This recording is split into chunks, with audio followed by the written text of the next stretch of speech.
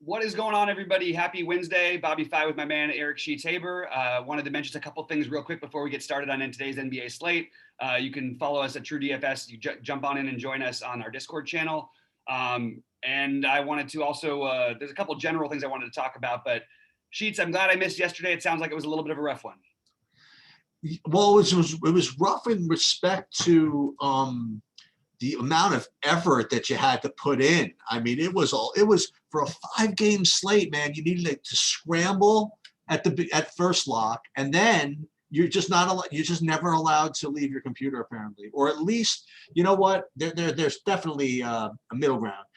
Just make sure that you have a good alert system. You know, whether it be Roto Grinders or whoever else. You know, just make sure you get a good alert system, because then you can at least decide whether you need to ruin your night. You know what I mean? Like, because when you do see Paul George is out, that's just one of those things where you're just throwing money away if you don't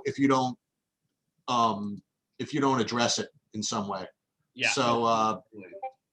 So yeah, it was a tough night to be an NBA DFS player. And now people did okay, and I in the live chat, for those of you who were there, I mean, hopefully you guys all played Hernan Gomez. I didn't play as usual. You know, no, you never play enough of a guy, right? when they do well, and you always play too much of him when he does poorly. But nonetheless, that was a wild one.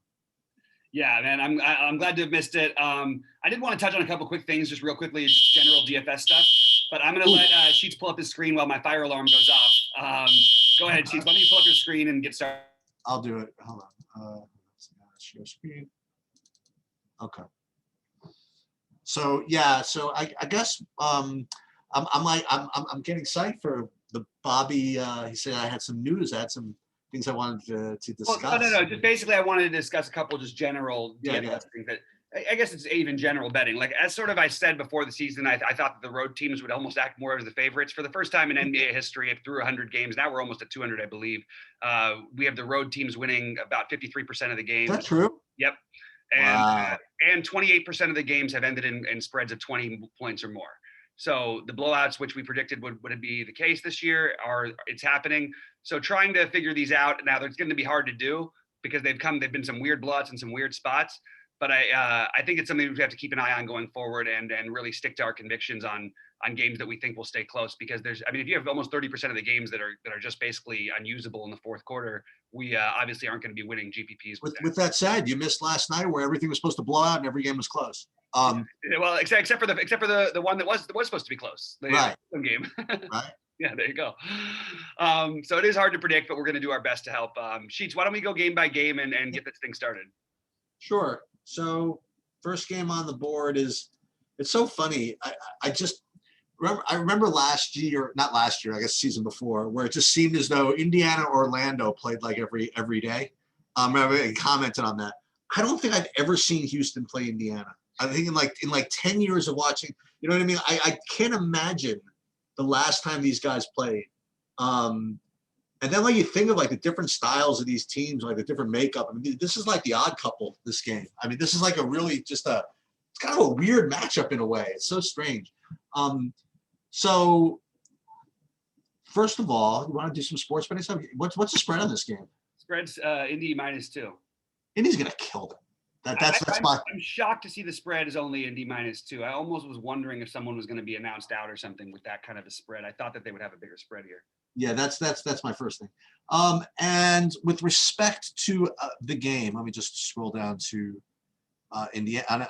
So Houston, two main guys are Harden and Wall. Indiana's a good defensive team, I have to say, but Harden is going to be looks to be one of the good plays. I mean, he always is.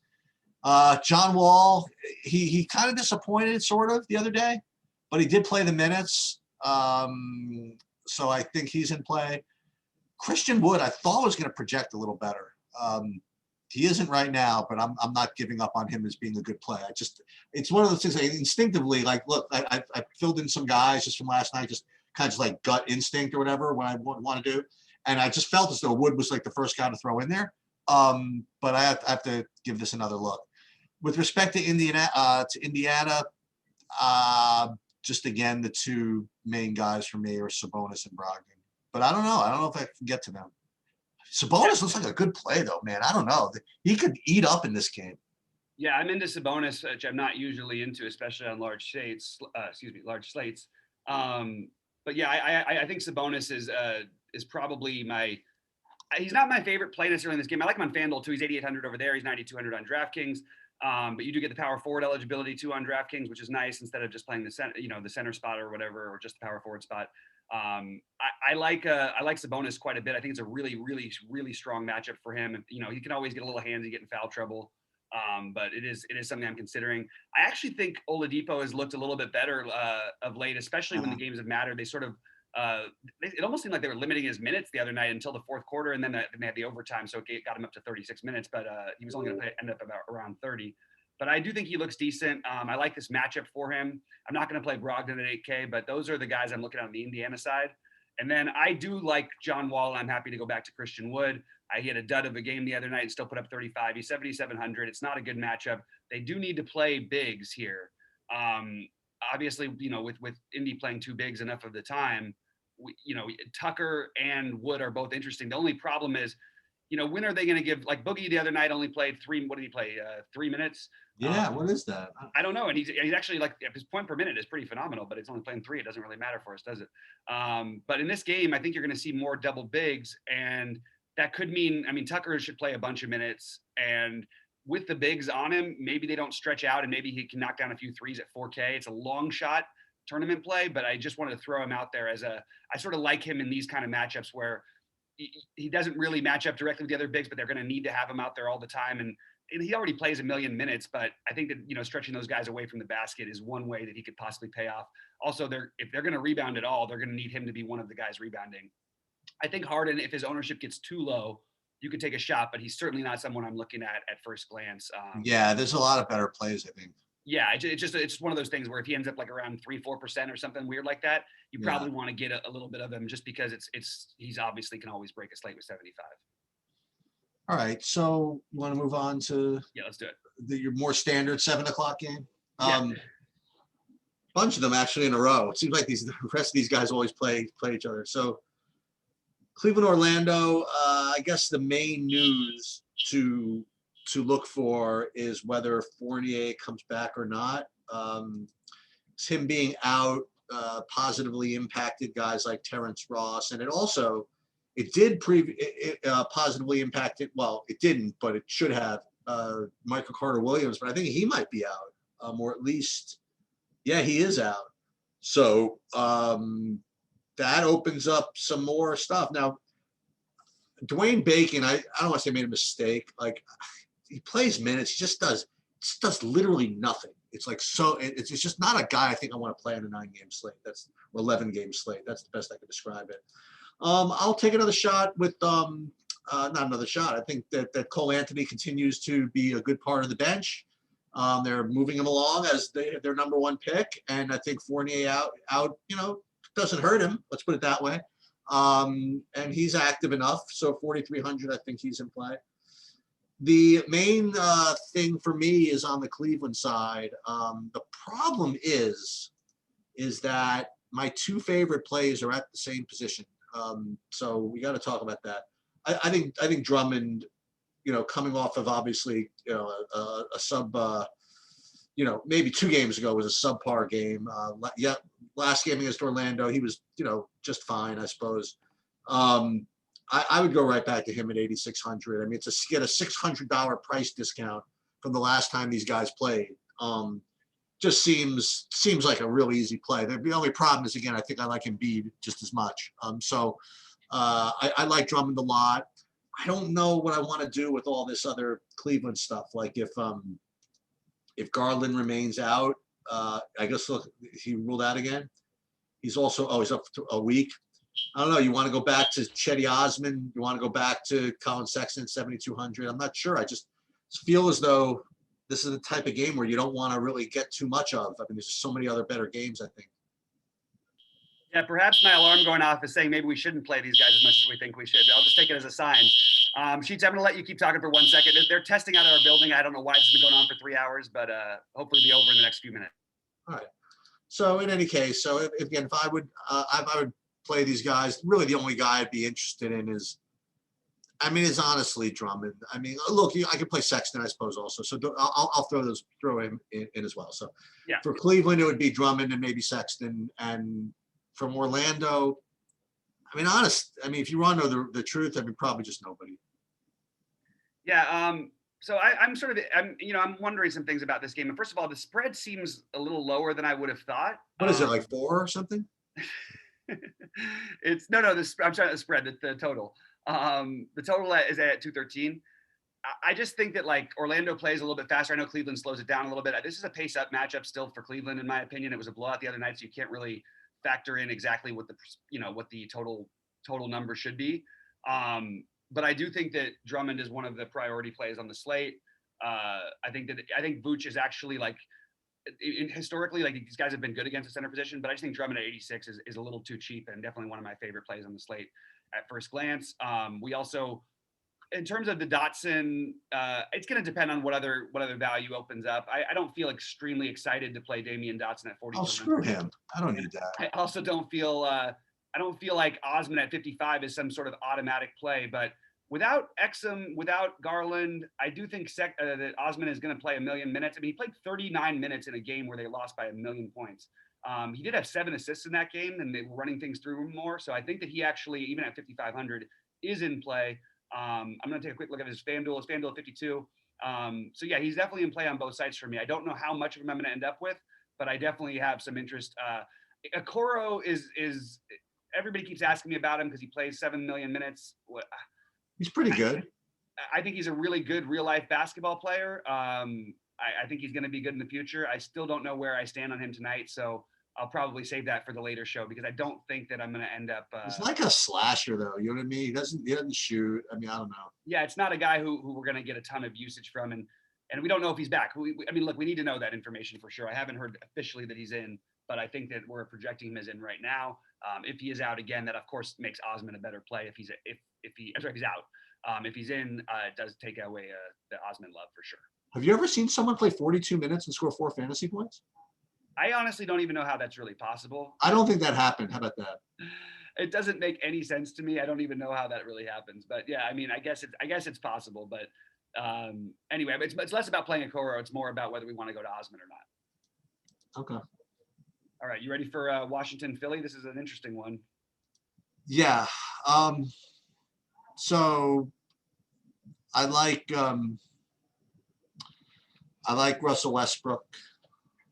I mentioned Joel Embiid, and I guess we have to talk about Ben Simmons. I mean, if there's a game where he, I'll put you another way. I mean, if he doesn't get a triple double today, I mean, like then maybe we never play him. I mean, this is I think it's a great spot for him. I've literally never done, not never. I mean, my hit rate with Ben Simmons is pretty low.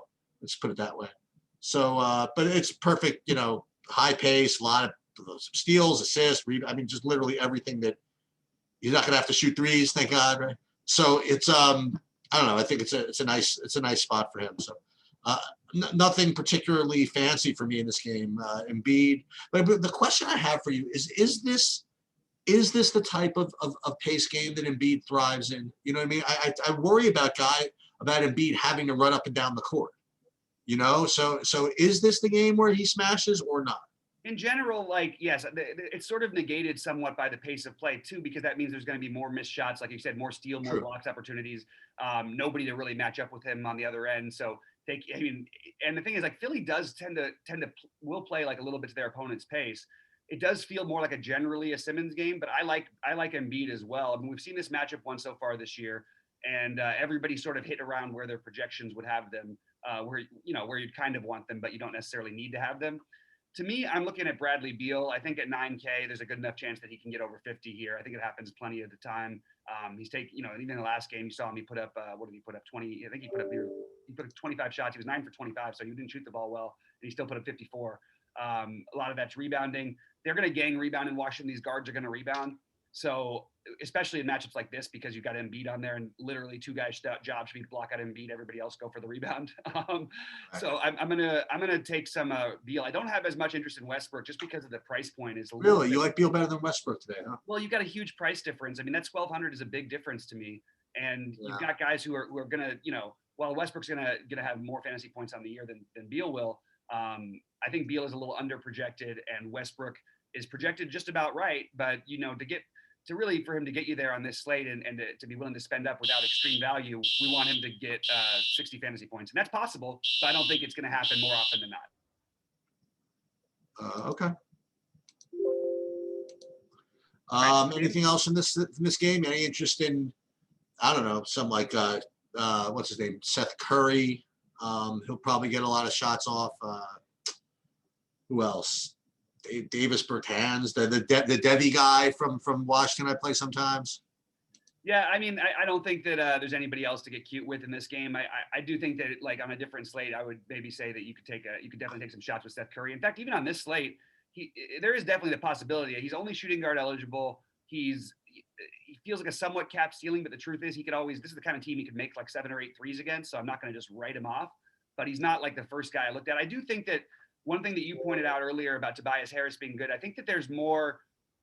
I think Tobias Harris had his best year of his career under Doc Rivers. It's not a coincidence to me that he's playing his best basketball again with Doc Rivers as the coach. I don't want to play him necessarily on this slate, but just something at 7,700. But I just think we need to look at him going forward as a better fantasy producer with more upside than maybe we initially thought. And some of that has to do with him. He's been rebounding the hell out of the ball this year, averaging, I believe, a little over 8 a game. If you get that double from him with the scoring upside, he could always put up 30 regular points. So there is a ceiling for him in this kind of environment. So I'll see where I feel at the end of the day on him, and when we're done with this, but at 7.7, I do think he's still, semi in play. That's the only other guy I would really play. All right, Charlotte, Atlanta. I mean, what's that? I mean, this rates to be 133. No, rates to be a high total game, rates to be a high scoring game, and Trae Young at 9,600 rates to be a pretty good play. Again, I worry. I say worry about the ceiling a little bit, but I mean, he's probably a pretty good play. I wasn't really gonna. I don't know. You can make cases for some of this other Atlanta stuff, or you can make cases for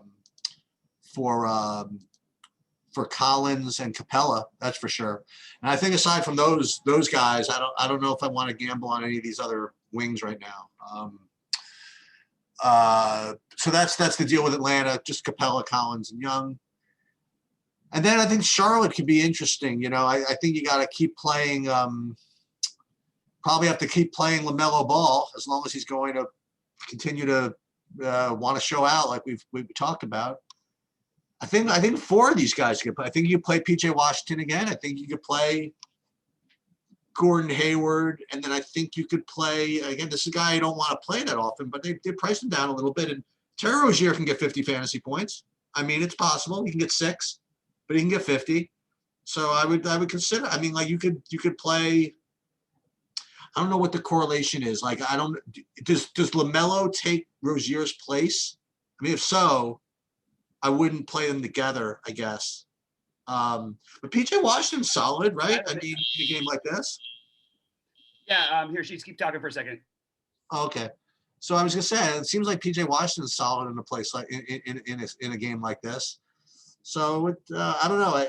It seems like one of the key games you kind of want to look at. Yeah, PJ Washington between foul trouble and that thumb injury has been a little bit all over the place. But at 5K, I mean, we've got to have some interest, right? Like it's a little too cheap. They're going to need to play. I mean, one thing about Atlanta, they play with size. Their defense actually has been a little better this year. They're more middle of the road as opposed to the worst in the league like they were last year. They've got a lot of different pieces now, including guys like Capella in the middle. So just quickly, I do have a ton of interest in this game. I think this game is I want to say stackable, but really I find myself just wanting to stack the Charlotte side of it. Okay, so let's get through it.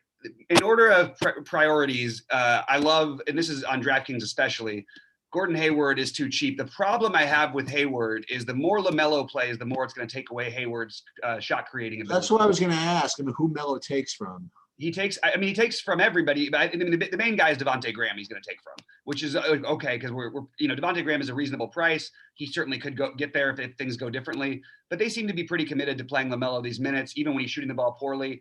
He's staying out there quite a bit. And you look at he's basically more than 5x now, 4 games in a row. The minutes at 30 minutes now. The last couple games.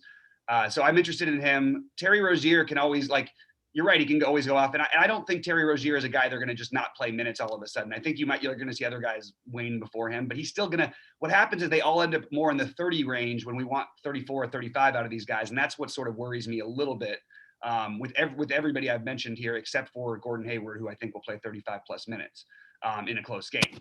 So Gordon Hayward is my favorite. I'm going to be mixing in LaMelo, Rozier, and Washington. I think Washington is going to be low owned. I mean, look, if he ends up low owned again, I think we go back to him. I mean, he only put up 30 the other night. 30 is, we'd take 30 even at this price probably. But I still feel like we haven't really seen his ceiling yet. Again, partly he was in foul trouble. He only played like 13 minutes in the first half last game. But he's also got a little bit of the thumb thing. But they're trying to win games in Charlotte, and they've got a nice little rotation, and they are playing these 7 guys basically, or I should say 8 guys. No, is that right? 2, 4, 6. No, 7 guys. 7 guys, 26 minutes or more.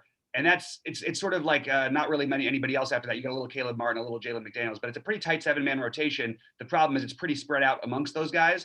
And all of these guys have heat check ability. So I would keep everyone in Charlotte in that top 7 on your list. I don't think Miles Bridges is going to be the one who makes it for me. So maybe 6 out of the 7, Bridges being the one who's sort of left out. And Devontae Graham would only be a very long shot tournament play. Other than that, I really like the other 5, including Biyombo, by the way, because again, they're going to have to play big. Biyombo's been good. And I think that this is the kind of game where you're going to need minutes out of him because that's the team that plays big and will give up points to the other team's center.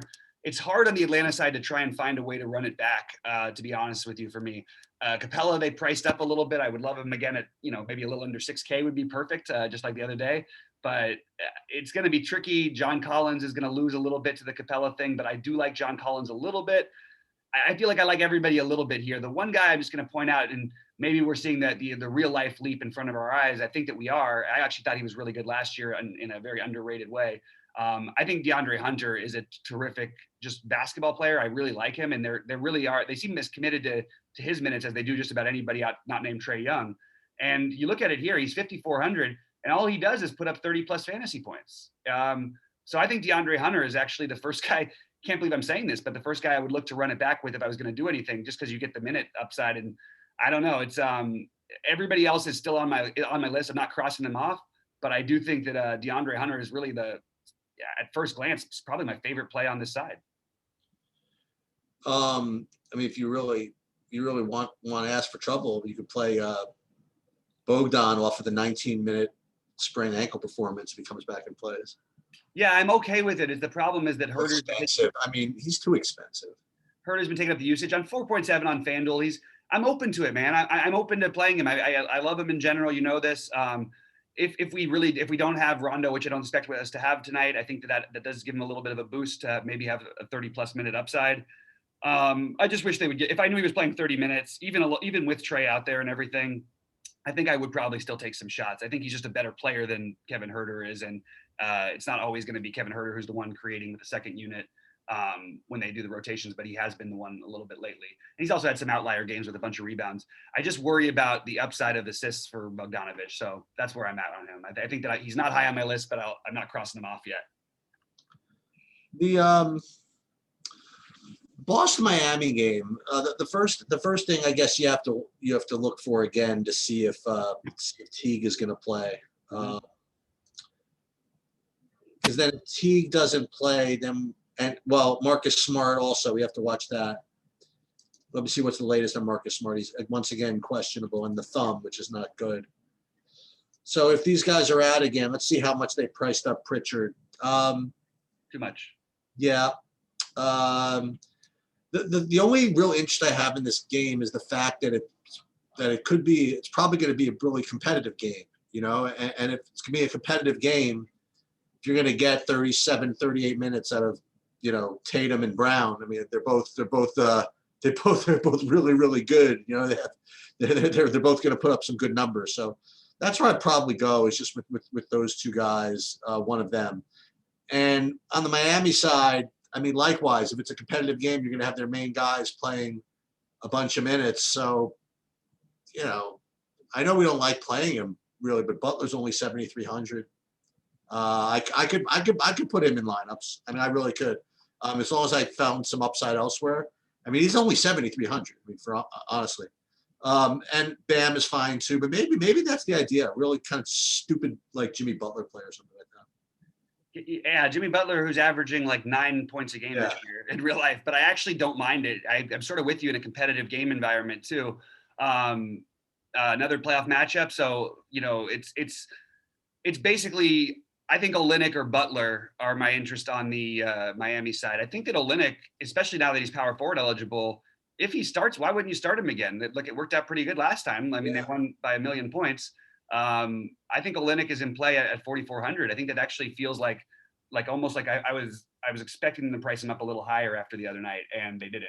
So I'm interested in Olynyk, and I'm interested in Butler a little bit. And like you said, I think you got to have interest in one of Tatum or Brown here, especially assuming this game's close. If Smart's out, and even if Smart's in, I mean, I'm just saying, I see Jason Tatum. It's a different demeanor. We've seen it. Like, I really think he's more than turned the corner. Not just because he was going to put up 75 fantasy points the other night, but because he's just that good.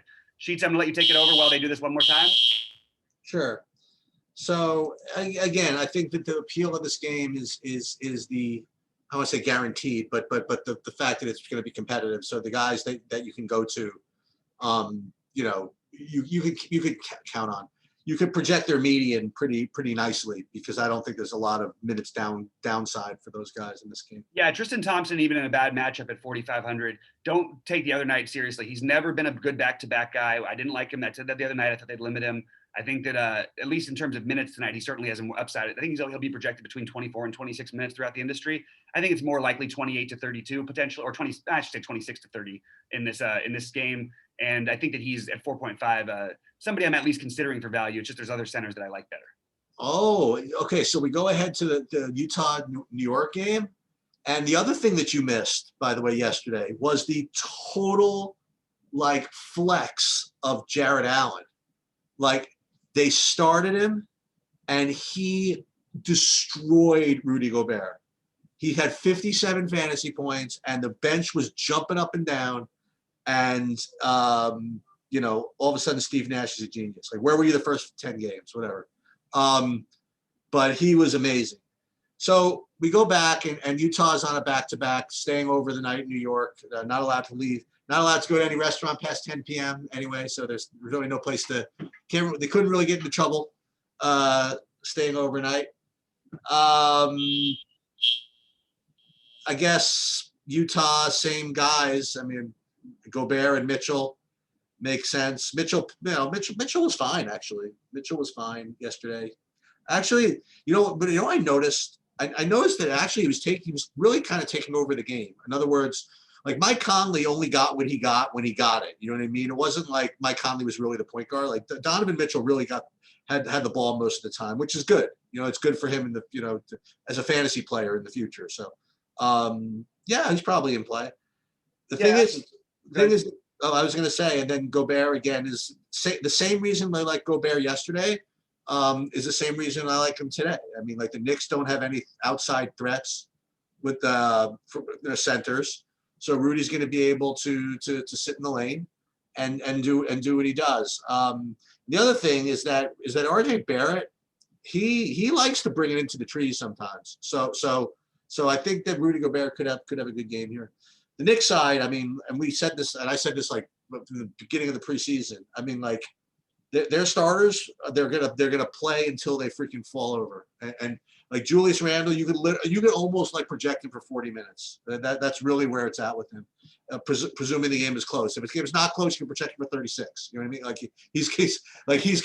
he's gonna keep playing, and he loves it. You know, he loves it. I mean, he loves being getting all that usage, and you know, I think he's literally in play every day, right? Because you know what, they can't make him.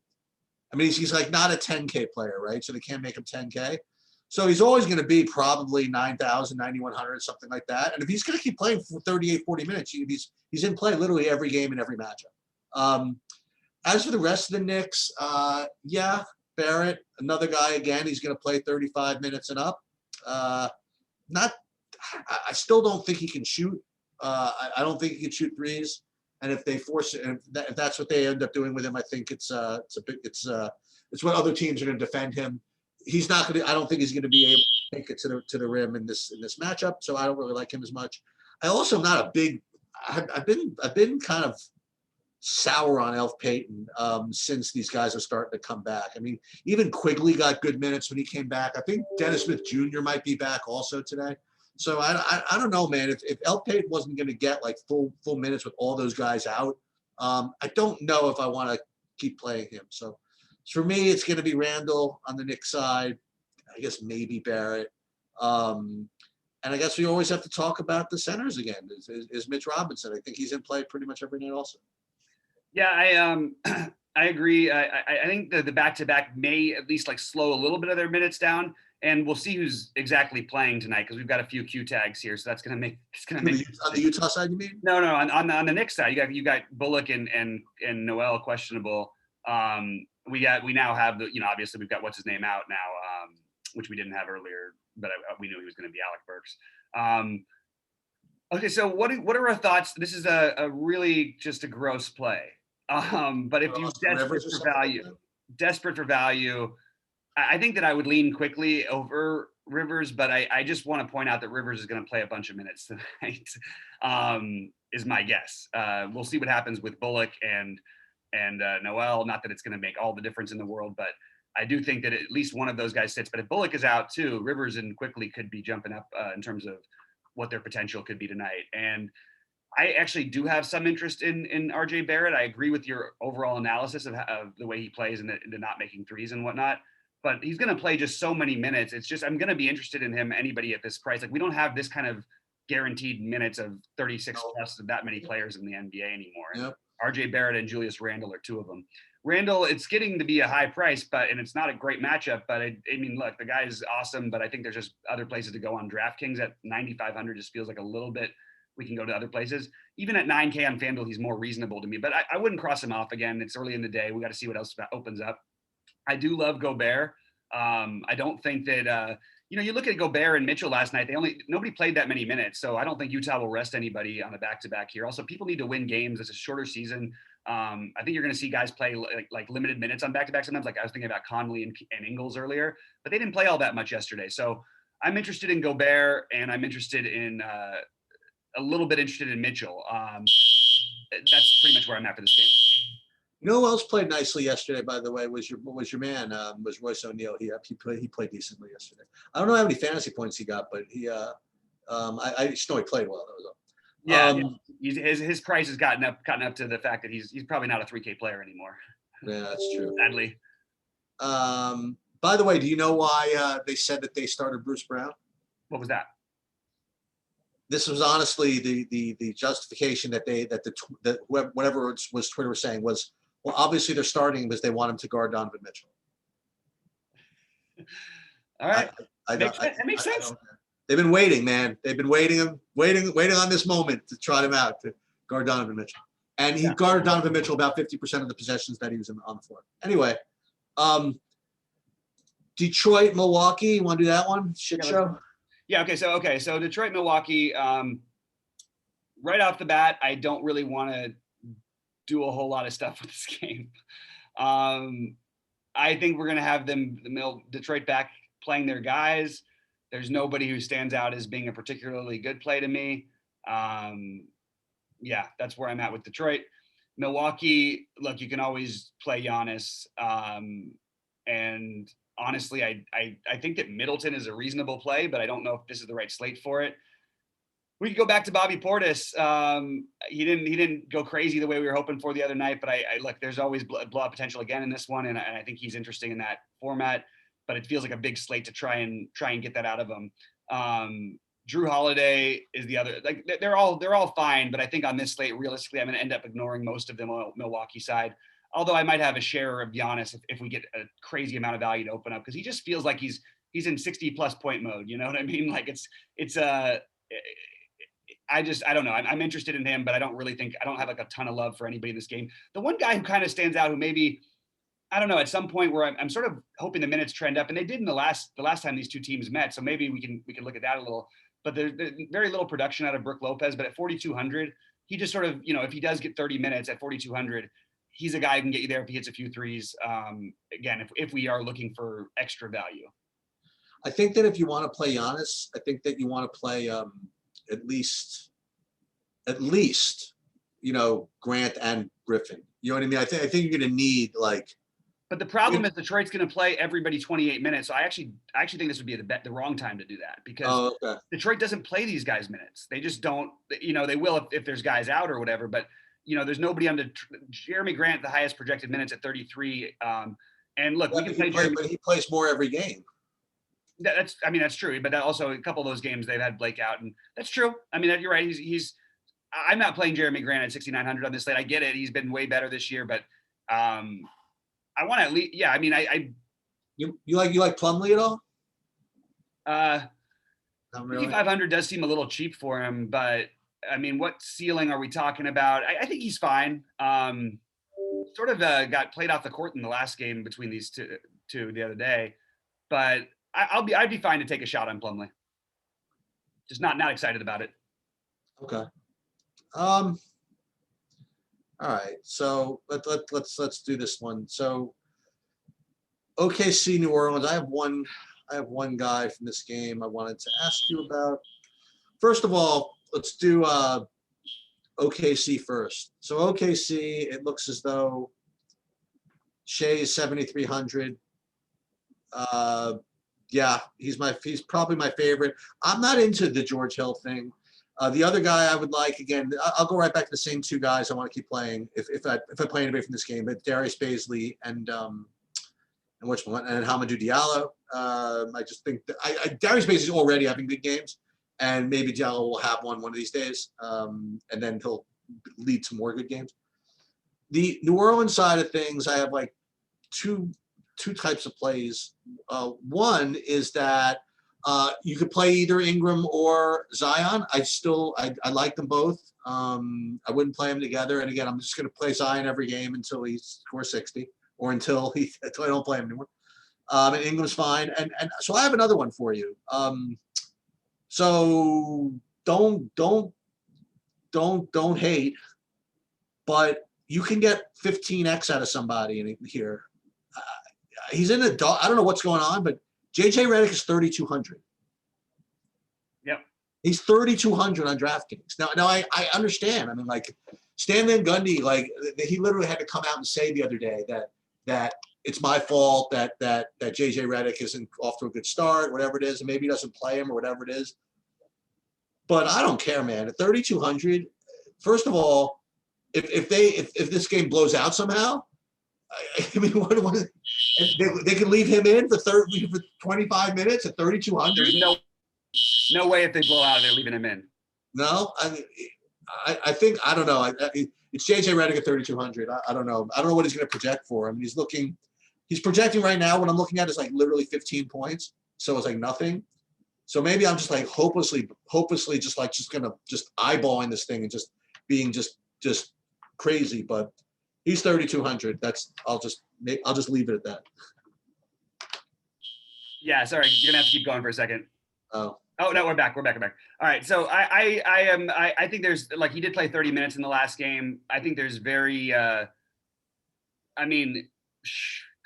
like anybody, he's a shooter. He can obviously get his way there. I don't know how possible it is for him to get 30 fantasy points. He's not 5K. I mean, he's 3,200.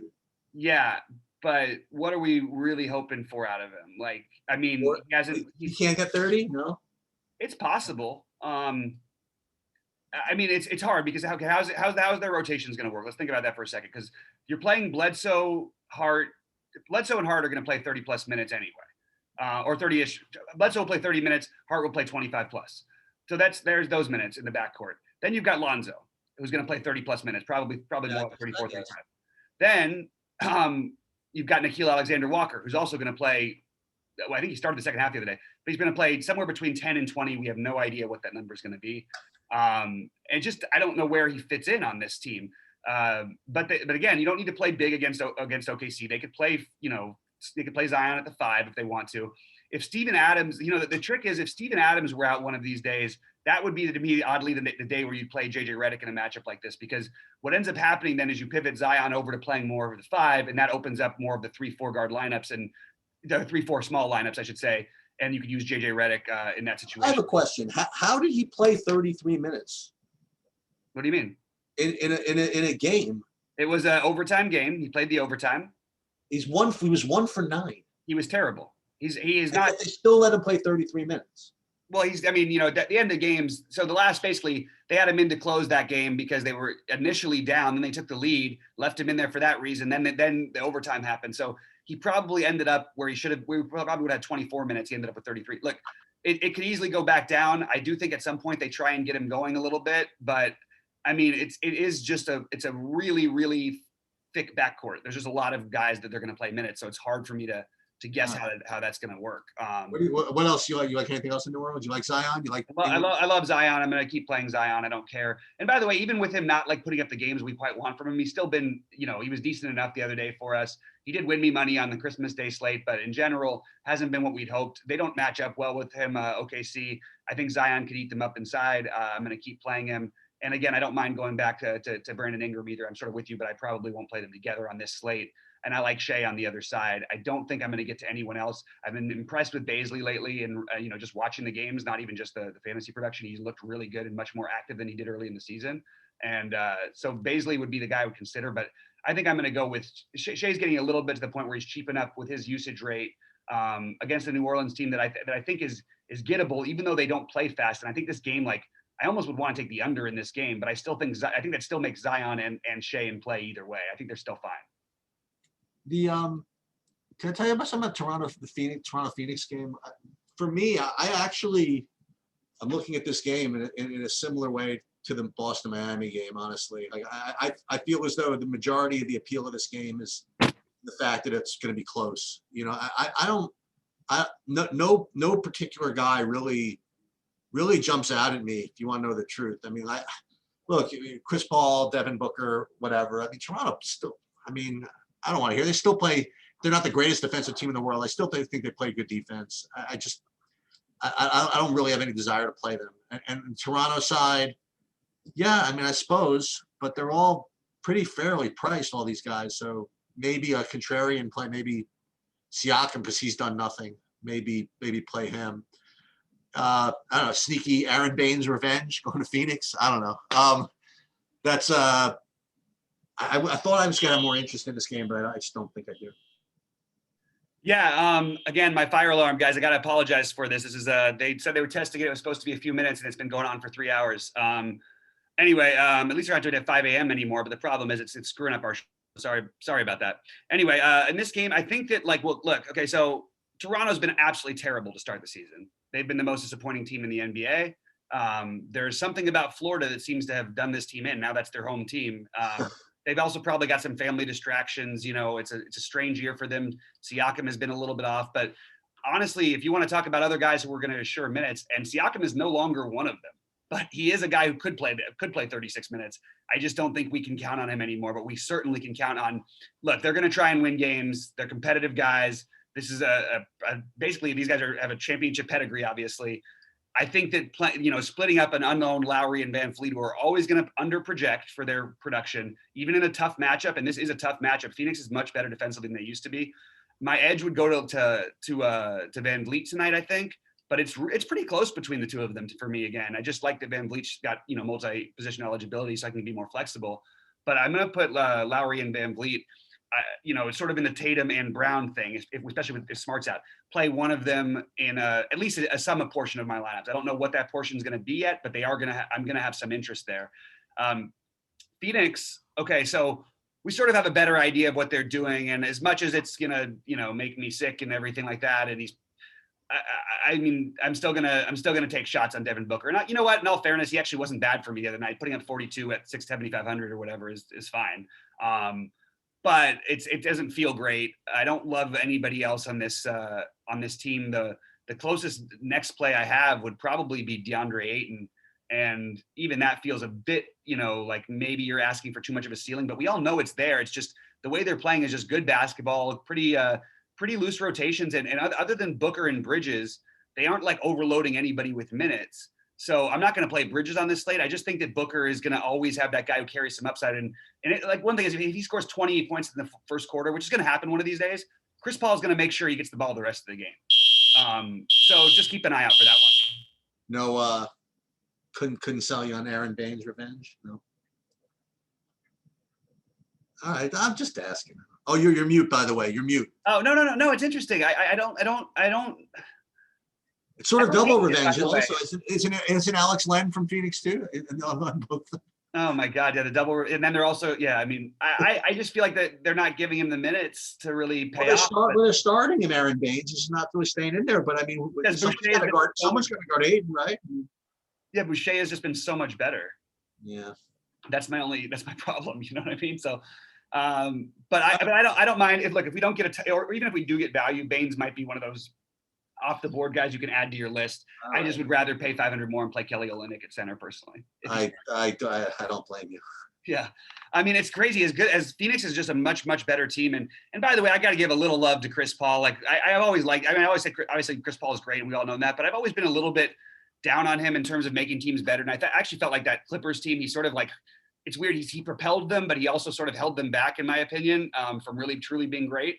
And by trying to insist on being the best player, I don't think he's at that stage of his career anymore.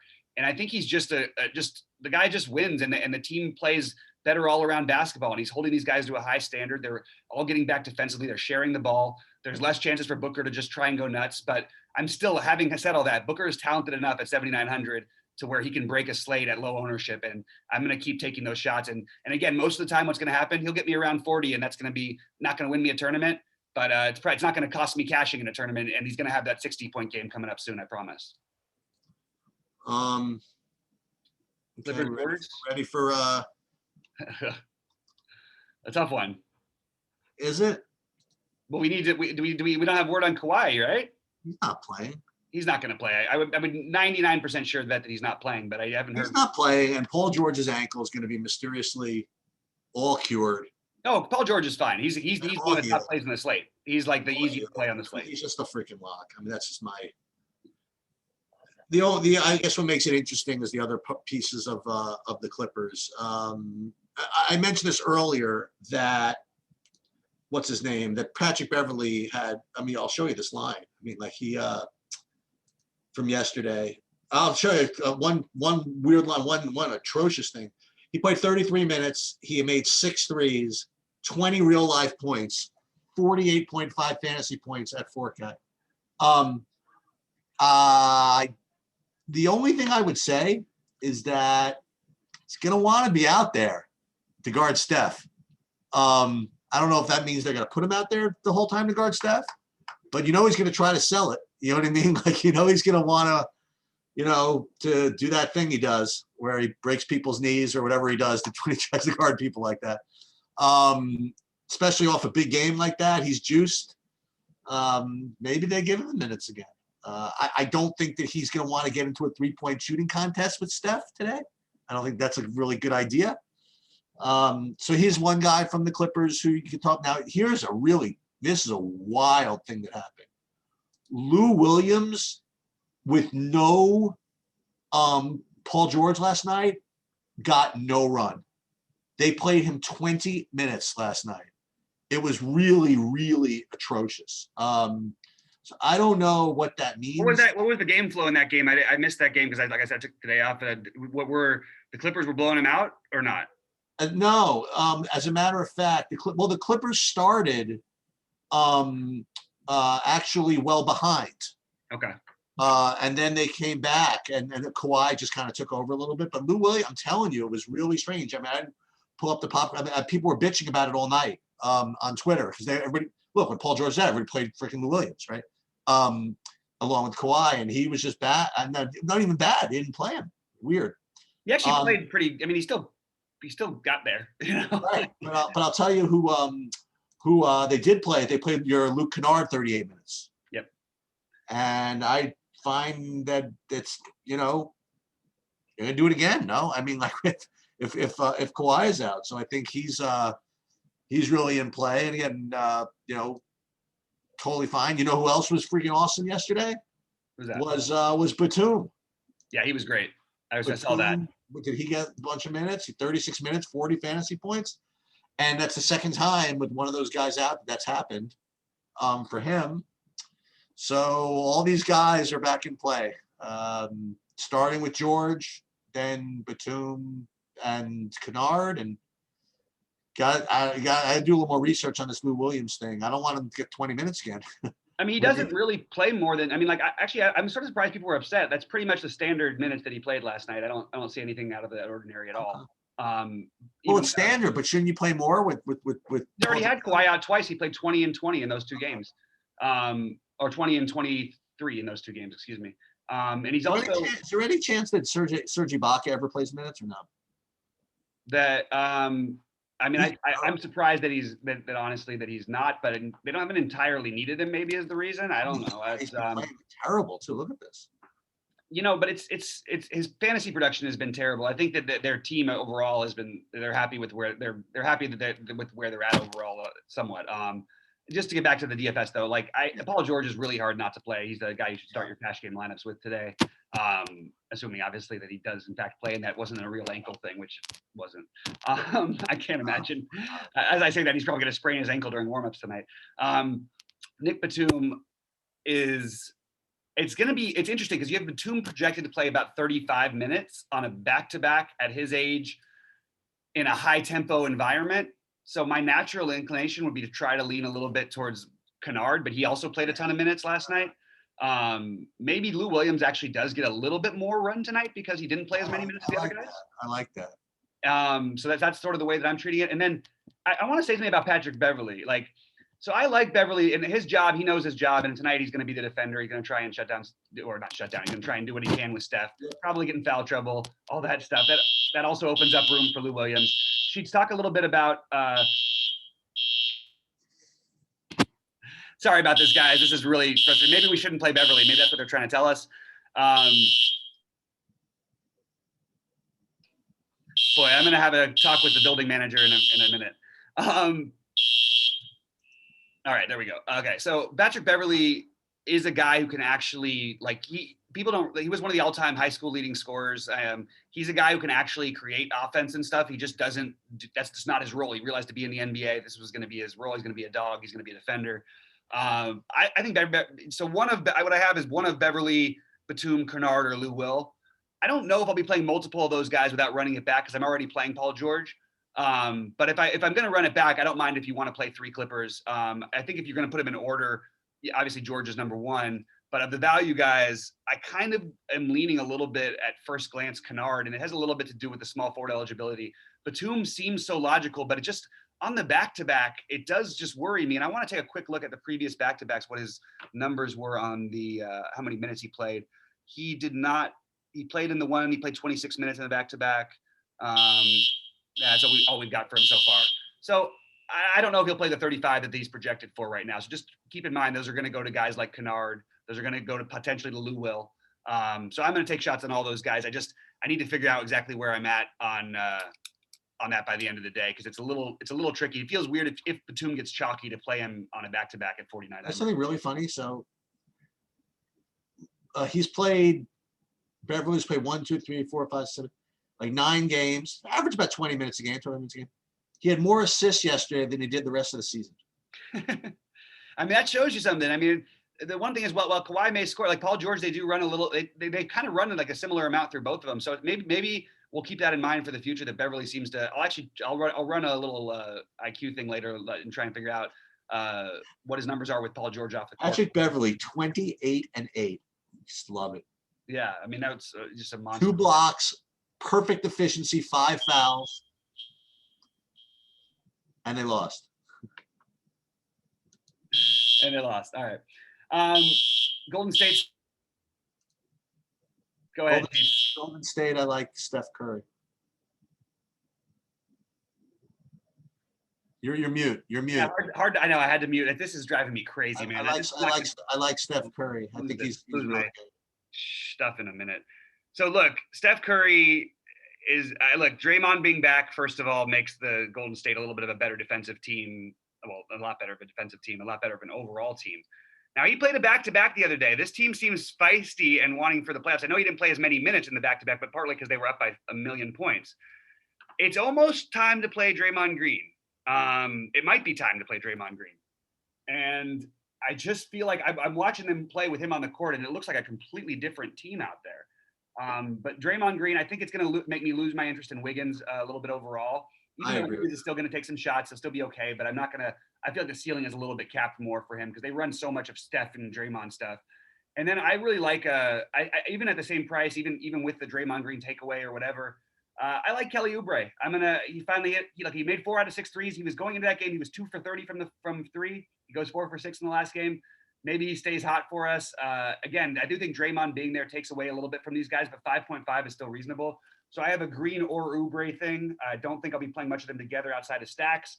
And I like playing the idea of playing one of those guys with Steph. Right now, honestly, it might be Draymond over. Boy, that's weird. Over Oubre, even with the questionable minutes. We haven't really had a chance to see him in a competitive game. I think his minutes are going to keep trending up, and if this game stays close, I could see Draymond in the 30s. Okay. After you have a talk with your building manager, I'm gonna have a talk with your building manager. Just going to let you know that you're on mute, by the way. I know. I have to be. Oh, okay.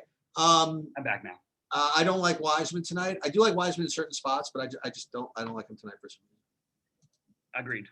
All right. So, So if you're winning money after 8 o'clock, don't spend it all in one place, because at 10 o'clock you have must-see TV.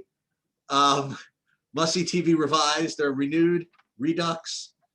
You got if Chicago against Portland wasn't fun enough down the stretch. But it was a different down the stretch because for a while, like each of the guys we rooted for had wide open looks and couldn't make anything. And then at the end, like Levine hit like a half quarter to seal the game, I think. Very interesting type game. So Chicago at Sacramento is very similar. And I'm going to start with Zach LaVine at only 8,300. I think he's just totally elite play and a perfect matchup. I don't care about the back-to-back with him. I think last time he played back-to-back was 36 minutes or something like that. No problem with that at all.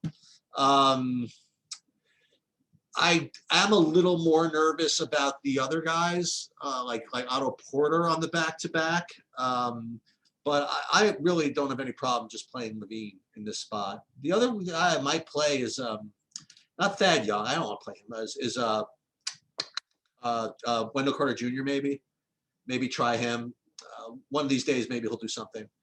Then on the Sacramento side, someone's going to have to explain something to me. Okay, play Fox. He's fine. Obviously, you could play Rashard Holmes again. Fine. I don't think it's going to be any secret. I don't think that he's going to get low ownership just because of his last game. I mean, had 5 personal fouls. Every other game he's played 30 plus minutes. I mean, he's going to be I imagine pretty popular in this spot. But if not, I mean, roll him out. And I just wanted to just confirm this, okay? Like, so I was looking at like Buddy Hield, like in general, and I was saying, oh, he must not be playing any minutes. But he's playing like more minutes this year than he ever played. I don't exactly quite understand it, why he's not shooting the ball 20 times a game. Maybe I can help you out if you want. I sure. Can't last game, but Tyrese Halliburton, it's hard for all these guys to get usage. I got to mute again. Yeah, so I am. I'm playing this. I'm just playing it. I mean, you're gonna explain to me why this guy's like the biggest ball hog in like the history of basketball, and he can't find a way to find 20 shots. I'm gonna bet that he does. How about that? And again, it's a perfect matchup. And again, on a back-to-back, first thing that goes on the back-to-back is defense. So it's not like Chicago's bad enough anyway. They got Chicago's defense back-to-back and coming off a big competitive game where they were great. I just see Sacramento being able to run up and down the court on them. So I'll play some Hield for sure. Hield, Fox, Holmes, and you'll probably talk me into Harrison Barnes, and I'll lose on him, and then Levine on the other side. I'm not going to talk to you into Harrison Barnes on a big slate at 6.1. I mean, I have to say, we've been absolutely right on him. For sure. Every time we played him, he's been great to us. Yeah. But now the price is getting a little bit up there. So I'm okay to step away from it on a giant slate. Here we go again. There you go. Harrison Barnes. It gets the X from my building. Yeah, he put the X button. That's right. I like Buddy Hield on more where he's cheaper on FanDuel. Okay. But I have a hard time. I do think that there is an issue. If like I like him, I would consider him anyway if Halliburton was out tonight. Halliburton, that's what we're worried about? Tyrese Halliburton is awesome. Okay. He's going to be much better. I'll tell you this right now. Here's a prediction for you. Buddy Hield, he's a much better player than Buddy Hield is already, probably. I mean, or he's close anyway. As a real life player, not a fantasy producer. Tyrese Halliburton is very possibly the best rookie, including James Wiseman, and maybe behind James Wiseman, but he's right there. He is awesome, and they have an issue because these guys are all he's basically a point / he's a combo guard, and you've got De'Aaron Fox out there, and he's taken away I think some of De'Aaron Fox's ceiling, in my opinion, and I think he's taken away some of Buddy Hield's ceiling. So that's sort of the issue here. It's also taken away from Bagley being able to play because they can't get all these guys in. The one thing that's interesting is that. So no one's going to play Richaun Holmes because he had a terrible game in a blowout? Wait. That's actually the case? I don't think he's going to be. I thought he'd be the most popular player on the slate. Maybe I'm wrong. Maybe I'm misreading this. No, you're right. I'm looking at it. He's not projecting all that great. So maybe we get lucky. Yeah, so if he's low owned, I'll take a shot there. I do feel like I don't understand why they wouldn't, look, they're not trying to win anything right now. If I were them, I'd be going with Bagley, not an NBA vet like, guy like No, Bagley's dad wants them to get traded. Let him get freaking traded. Let him play 25 minutes then. I don't care. Yeah. I mean, I just again, Bagley, at 5,200, it's always going to be tempting to see when that guy's upside. But it's a little murky for me outside of De'Aaron Fox here for the Sacramento side personally. I love Levine on the other side. I really think there should be like a ceiling type of environment for all these guys on both sides, but I just can't find enough on the Sacramento side that I'm like in love with. And the guys, I like Garrett Temple revenge. Can I interest you in a little Garrett Temple revenge for value? Playing a ton of minutes? No. I thought of that too. I mean, I don't love it, but it's he's playing minutes. He's got played 28 minutes in the last game. Garrett Temple, every game's a revenge game for him. He's like Ish Smith, right? He's played for like everybody, right? Yeah, there you go. I mean, I'm obviously being somewhat joking about the actual revenge thing because Garrett Temple's not the kind of guy you'd want to use that on. But he did play 28 minutes in a close game. Yeah, and again, you have another example where they have other guards. They're going to want him out there defensively because Kobe White can't guard these guys the whole time, and he can't guard them really at all. And they'll play the 3-guard lineup with maybe that's an idea with he and Levine. We'll probably get better value later in the day, but it doesn't mean you can't also cram in some of this value and get 25 points out of Garrett Temple, which is I think firmly in play. Like I mean, if he's really going to play 28 to 32 minutes tonight, which is I think or 26 to 32 minutes. 25 fantasy points is not that big of a stretch for him in this kind of a game environment. Sacramento is like playing Coors Field these days. It gets everybody open looks. Look, the only problem is it gets them blown out of games, but that's probably not going to happen here tonight. So, and again, I agree with what you said about Porter on the back-to-back. Actually, keep an eye out to make sure that Porter's even going to. He's expensive too. Yeah, he's too expensive. But I mean, well, the funny part is that when he's going and he's himself, like this is not a crazy thing, but it looks like they even didn't play him the full amount of minutes, so probably he will play tonight. But if he's playing if he was playing 32 to 36 minutes, his price would be. I would still be playing him at this price in this matchup. But I have him. He's going to probably play between 26 and 32. That's not quite the same. But yeah, lots of love for Levine. Still hard to get to Kobe White for me on DraftKings. But again, if there was a game to do it, this would be the one. 6,800. What's the ceiling really? Probably 50 and above. But it takes a lot to get to that ceiling. But again, this is like playing Coors. I think Levine is the priority. But if you want to play Kobe White, I'm fine with it. All right, you want to review again, or do a quick review just of some guys who I've circled throughout the early first look process. Christian Wood, Sabonis, Zach LaVine, Paul George, Andre Drummond. I have George twice. That means I really like George, I guess. Let's see, Tatum or Brown as being one as an interesting like low owned play. One of those two, or I'm sorry, maybe not low owned, but interesting plays. In a close game. Lowry or Van Vliet as an interesting plays that are going to be low owned. Rozier, Washington, basically the whole Charlotte team. I want to be mixing into my lineups, but mostly it's going to be Hayward is my priority there. LaMelo will get some love. So will Rozier, Washington, and Biyombo. Gobert, one of the Clippers, Beverly, Batum, Kennard, Lou Will. Those guys are going to be sprinkled throughout my lineups as well. Draymond Green, Kelly Oubre, Zion, Kelly Olynyk, and Shai Gilgeous-Alexander. I'm gonna have to make a decision what I want to do at center, especially on DraftKings. Well, both of them really. I mean, I think Embiid is like a really, really good play, but Drummond is also. And again, I'm going to focus on these kind of stacky situations here. Like I think I'm going to play the Chicago Sacramento game, and you know what? And maybe the Charlotte Atlanta. You know who I'll throw in, by the way, that we talked about a little bit is Ben Simmons. He'll be low owned today. Yes, I like Ben Simmons. But if you look, it's funny if you run a Ben Simmons and Beal thing out there instead of the Westbrook spending all the way up for Westbrook Right. and Embiid and save a little money. It's very much on the table that Beal and Ben Simmons are the higher scoring players in that game and get over 50 for you.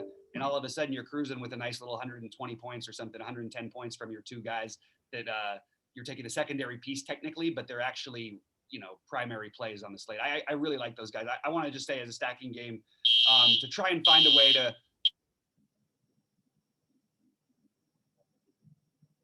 Well, I was going to say Charlotte, Indiana, but I'm going to take that away now. Now that they're telling me not to, basically. You mean Charlotte, Atlanta? That's what I said. Yeah, I would want to play Charlotte, Atlanta, as was my initial game stack. The problem is I cannot find an Atlanta run back that I feel comfortable enough with outside of DeAndre Hunter, oddly enough. Clippers and Golden State could be an interesting one. So you can play Paul George and somebody else. And I don't think you're going to be way off the board. And what's cool, maybe you will be a little bit. People don't play the late games as much. We see how much value it gets you when you do. So playing these late games, stacking them is really a huge edge over playing the early games. I don't remember who I noticed. I was looking at who was near the leaders yesterday, but it was everybody who stacked the late games and then made some pivots over to, some of them had the what's his name? What happened was everybody went to 100% Kawhi once George was ruled out. Right, exactly. But also you had people were playing Pat Beverly and Lou Will and all the guys like that. Instead of having to, maybe they were initially going to play the medium price guys from the other game. So it just gives you more flexibility. So make sure your guys are in the right spots, and we'll have another show for you at 6 Eastern. Yep. With that said, Sheets, anything else? Nope, sounds good. All right, for Sheets, I'm Bobby saying we'll see you at the top of the leaderboards.